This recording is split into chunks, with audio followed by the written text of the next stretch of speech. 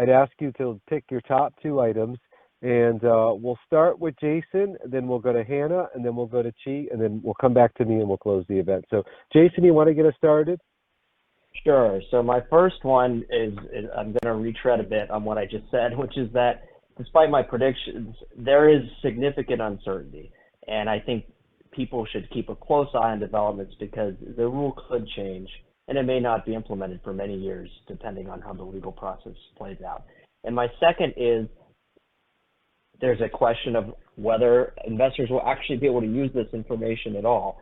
There's an effort afoot in about half the states to discourage or even preclude large investment groups from considering ESG and making investment decisions. There's another push from about the other half of the states to require investors to consider ESG. And so firms like BlackRock are sort of caught between a rock and a hard place. It remains to be seen sort of whether they'll choose or not choose to incorporate much of this information in their investing decisions. All right, great. Thank you. Hannah, do you want to give us your thoughts? That was Jason Schaffer. Hannah, you're up. Thank you. Yeah, so my key takeaway here is, I mean, as I've mentioned just a minute ago, and I think several times throughout this presentation, a lot of companies are already reporting, and they're reporting according to a dizzying array of standards.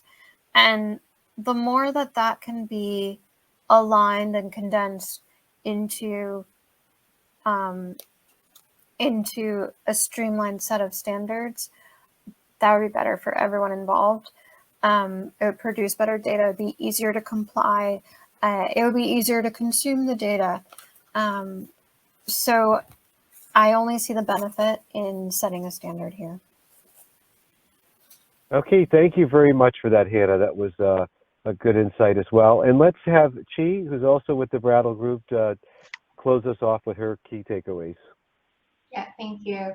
Yeah, I would tag on Hannah's comment here. So 2 things to mention. So one, I think regardless the rule move forward or not, it's out there, it's piqued everyone's interest.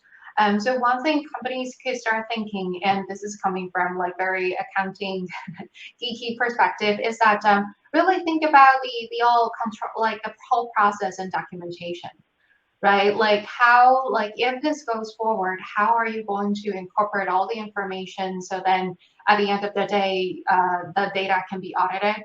Like you could show that to prove like whatever statements included in your disclosures. And when you have 2 vendors, right, providing you with similar supplies, but when they give you very different measures for the greenhouse gas emission, how do you reconcile that? How do you tackle that? So that's one.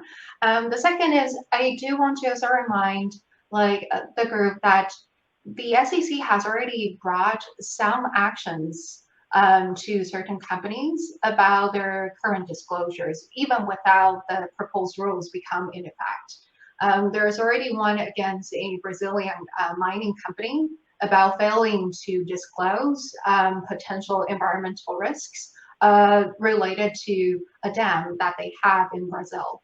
So just to keep that in mind, I think even without the proposed rules, like start to think about like, yeah, the brainwashing examples that Jason mentioned, right? What you want to include in your financial statements, even without the rules, I think they're like being scrutinized even more carefully now. Thank you.